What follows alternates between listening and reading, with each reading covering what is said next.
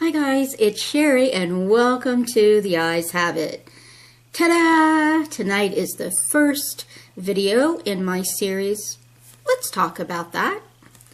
So tonight we're talking about eyelid primers. For anyone who doesn't know, an eyelid primer is makeup that you put on your eyelids before your makeup to help the colors blend, to help your makeup last longer, for all kinds of reasons. I don't ever put on eyeshadow without eye primer.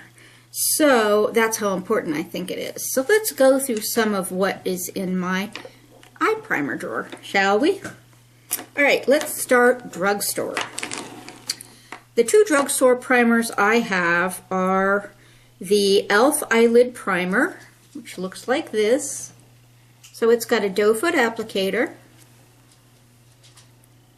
and as with many primers, it's sort of skin toned. I have found that the two drugstore ones I have are quite thin, so you can barely even see that I'm putting anything on there.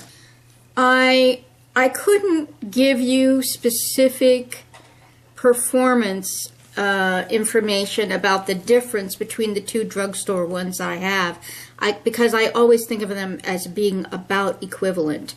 I think the e.l.f. is probably about $2, maybe $3. So you know, that one's very, very reasonable. The other drugstore one I have is Magic Decrease. It's by L'Oreal. It also has a doe foot applicator, and it is also basically skin toned and thinner than most of the high-end ones. So as with the e.l.f. one, you can barely see that there's anything there, but I can feel that it's there.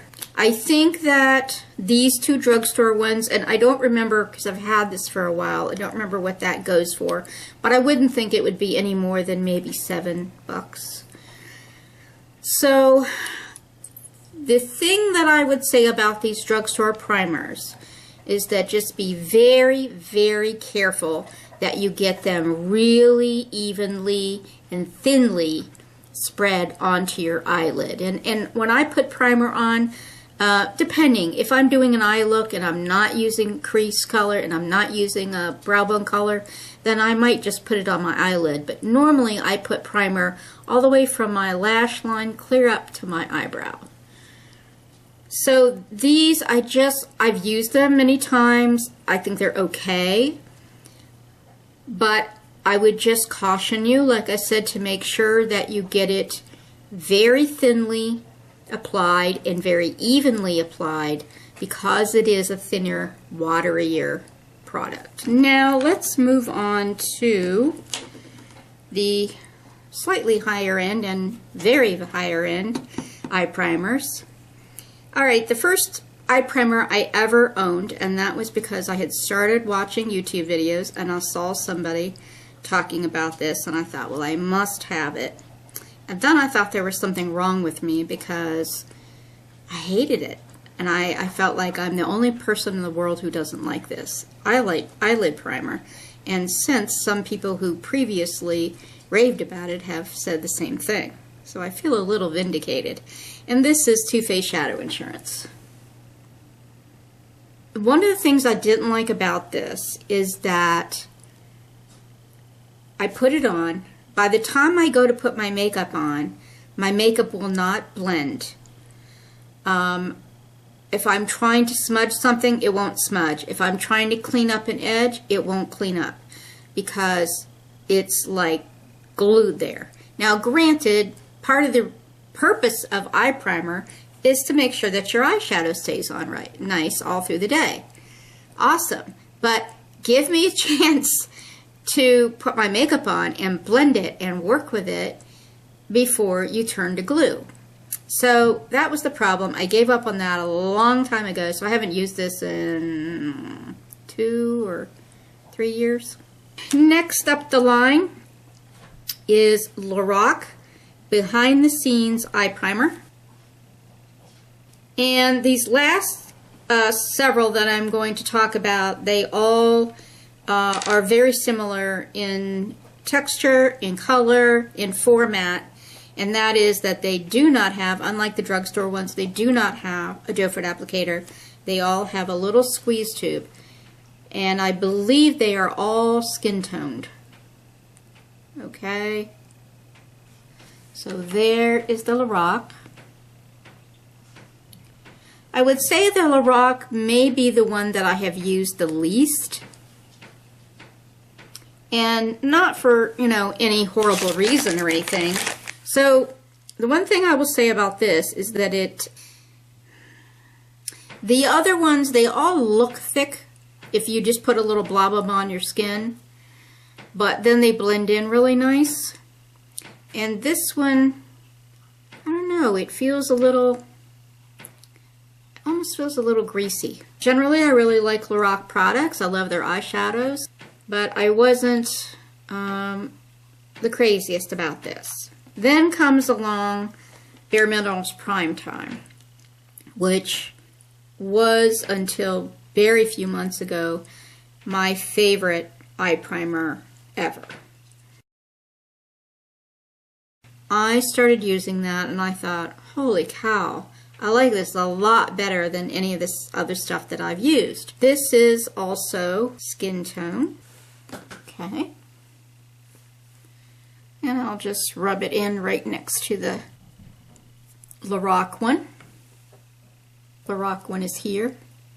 Prime Time is here. Then came along regular Urban Decay Primer Potion. I started using Urban Decay only now and then. I was primarily using Prime Time, and once in a while I was like, oh heck, let me try this.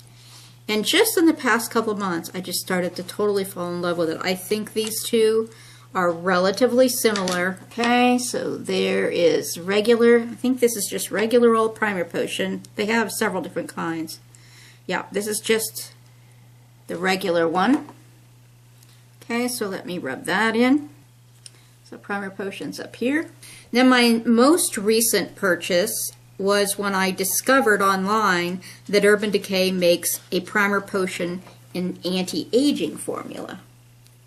So right there it says anti-aging. But I'm assuming that then this is a sample tube and this is a full-size tube. I could be wrong about that, but that was kind of my assumption. The thing I'll say about this, it seems, and I've only used it maybe 4 times now, 3 or 4 times, but it seems to be thicker than the regular primer potion. So there it is. So primer potion, anti-aging, regular primer potion, Prime Time, and Lorac. Okay, so we're going to see which one has the biggest drag. So I'm going to close you up a little bit here.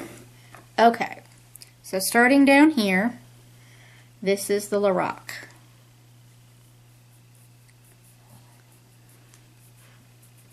You know, it actually feels less draggy now that it's fully dried than it did when it was first drying.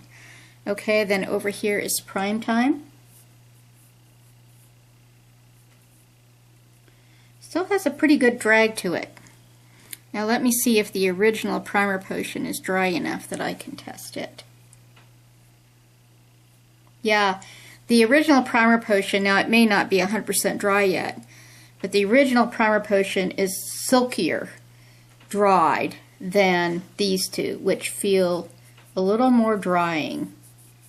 And then the anti-aging primer potion, that one's not dry yet. I can still spread that. It seems like the anti-aging version is thicker, and I'm not sure I'm liking it. But if it has, like a lot of the IT Cosmetic stuff does, if it has anti-aging properties in it, which I assume it does because it says anti-aging, then that might be, you know, worth putting up with the fact that it's a little thicker. All right, so there is a little look through all of my primers, And these are the 4 high-end ones here. When you have skin as dry as I do, and when you have crepey eyelids, I think that, you know, the thing that's more rich and emollient is probably going to feel better as the day progresses. And so I think that's probably why I lean towards the higher end ones. And also because my skin is so sensitive, since I've started using more high-end makeup, I have less trouble with sensitivity. So that, you know, again, leads me to tend toward the higher end makeup. Okay, that is my talk about primers. If you have a primer that you love and I haven't talked about it here, I would love you to talk about it down in the comment section. And even if you have a primer that I did talk about, whether your opinion is the same as mine or not, I would really love to hear what you have to say. All right, I am thinking that my next Let's Talk About video will be travel, as suggested by a subscriber.